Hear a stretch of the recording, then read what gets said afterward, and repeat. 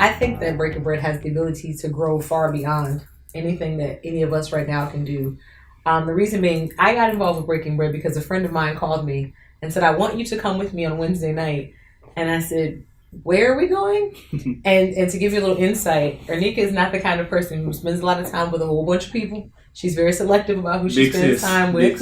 Shout out. And she's behind the camera, but she's selective about who she spends her time with. Yeah. But she called me and she was excited, and I was like, I don't think I've heard her this excited about anything in a long time. So let me go check this out and see what these people are talking about. And then I was hooked, and there I was.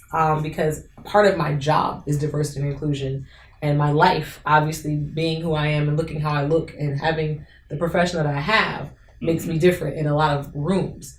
But I never get enough of having the conversation with people about why diversity and inclusion is important, why it's important to hear people's stories and figure out where they're coming from. Because the more time that we spend listening to people, it kind of impacts the way we respond to people. Agreed. So if someone is maybe saying something hateful towards us or something hurtful and they don't realize it, it makes me pause and think, okay, but where are they coming from? Mm-hmm. And why are they even saying that? What don't they know about people that look like me, or what has happened to them in their past that makes them say these things? Mm-hmm. And then when they realize I'm listening to them, then some of the walls tend to break down, and we start to find an understanding and at least some sort of common ground.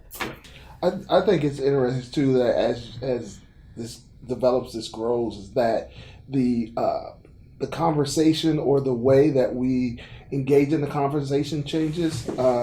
Because we use words like like racial, like these are racial issues, and I'm a firm believer that it's not necessarily a racial issue per se. It's a humanitarian issue that happens to be affecting the Black community. Yeah. You know, it's a humanitarian issue that happens to be affecting the gay and lesbian community.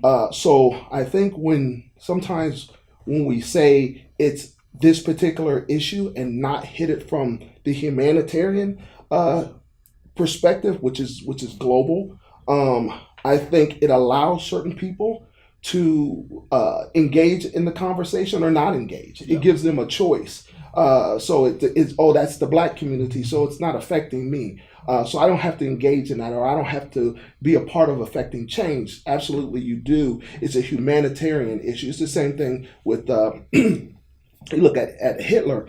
Hitler was doing things in Germany against the Jews long before America decided to get involved in it. What provoked America to get involved in it was when it was labeled a humanitarian issue. At one point, it was just their problem. Mm-hmm. It was something that they were dealing with and the Jews were going through, and that was it. And America stayed out of it. But when they really presented it from a humanitarian side, that provoked change, and then change was made. And I think that we, from our perspective, from this Breaking Bread, we begin to allow people to see it and maybe open their eyes that, man, this is a humanitarian issue that just happens to be affecting the Black community. So let's get it right, and let's make some change. Well, it's funny that you bring that up. Joe and I actually were having a conversation about what was the thing that we thought made this hit. And I think one of the things was actually two things.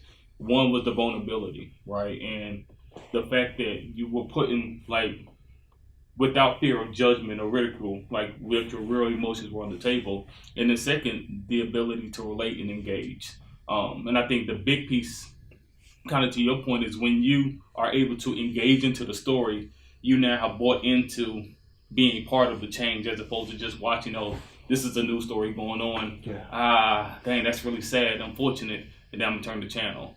But once I connect to that story, I now feel as if I have to be a part of the story. So hopefully what we're trying to do is bring conversations to the table that aren't new things. Like nothing we're talking about are new things, unfortunately. What we're trying to do is hopefully bring more people into the conversation from a different angle. So we're not trying to prove you're wrong, I'm right. We're trying to say, let's just put it on the table and let's talk about it to get to a place that maybe that will bring you from wherever you are. Because, again, to be quite honest, the summer of 2016 was a hot summer.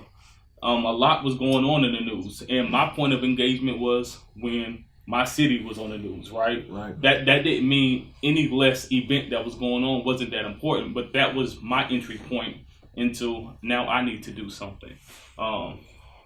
So yeah, I think those are the moments that there's never a wrong time to enter the conversation, and you're never late to the conversation, because we all are going to have our moments of entry, and it's okay. Like, Yep. it's perfectly fine that if you aren't there today, to be there tomorrow, as long as whenever you get there, you don't sit on it. And I think to your point, it's a humanitarian thing. At the end of the day, we're all humans, and we all want hopefully the best for the children that we have